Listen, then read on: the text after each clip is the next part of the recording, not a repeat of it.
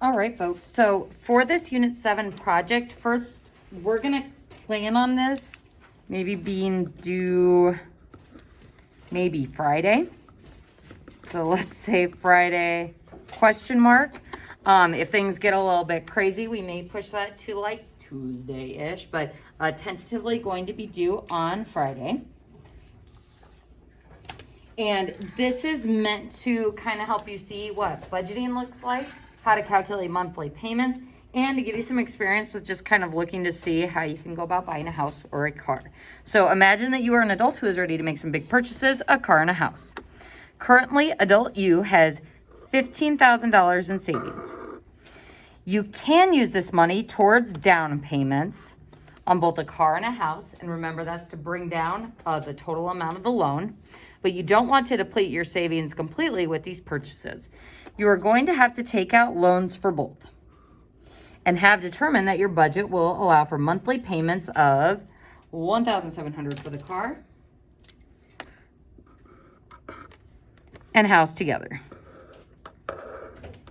So both R's, R1 plus R2, or rather RC for the car, RH for the house, can be no more than $1,700. So this amount does not include insurance, which you have budgeted for separately.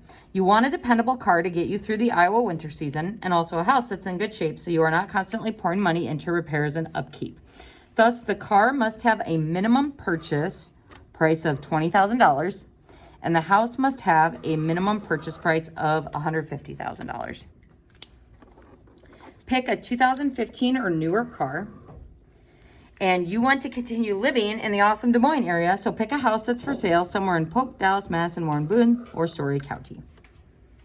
So these are the specifications for your car, and this is important for the budget. Since you don't have enough in savings to cover both the car and the house, you will need to take out a loan for each. You will research 3 commercial financial institutions, banks, credit unions, etc., and determine what their mortgage and car loan rates are per year, which is the APY amount usually. Determine what their mortgage and car loan rates are per year. We will assume that these rates are locked they are locked interest rate loans whose rates do not change throughout the life of the loan. Using the list price of both the car and the house, do the following. Make a presentation of some kind. Now, I want to add to that, you won't have to present. So won't present. You're just going to put it in like presentation form. So you could do a PowerPoint, you can do a Word doc, a Google doc, whatever works for you. Describing your car and house you would like to purchase. So describing, that's important. Explain why the car and the house appeal to you or meet your needs. Include 3 rates from 3 financial institutions you researched along with the names of the institutions. So folks, it could be Wells Fargo, U.S. Bank, some of our local institutions around here.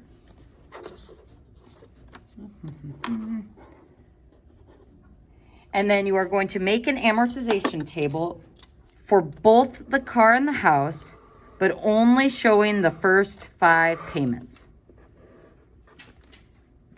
So you can either do that on notebook paper and like copy it into the document, or you can do it on Excel. If you look at the Excel file posted on my blog, I will need to find that link and put it on there. Cross that off for right now. I think I'm just going to have you guys do it on paper.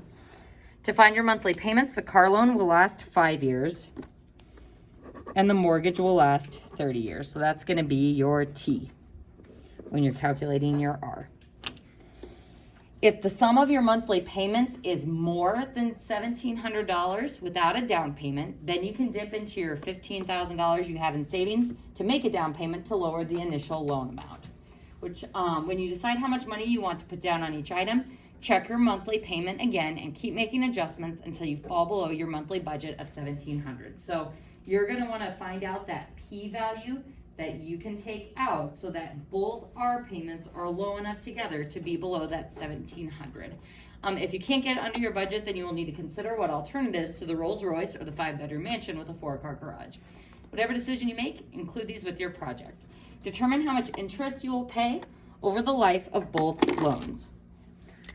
And remember, we find the interest by taking the total payments which is RMT, and then minus the loan amount, which is P. And that will give you your formula for just interest.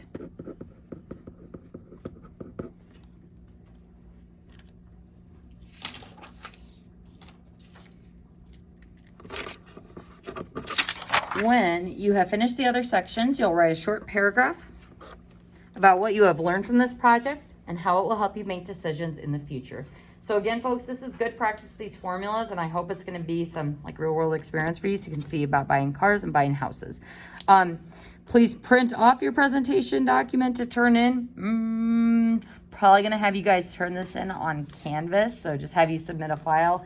Ideally, I probably won't restrict it to a PDF. You can do a PowerPoint or whatever, so we'll just have you try to submit it on Canvas, unless we're still here by the end of the week. So Canvas,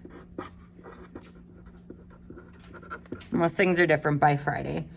So here's the grading rubric. So I think it's going to be like 13 or 14-ish points, so just make sure your project has all of those items involved.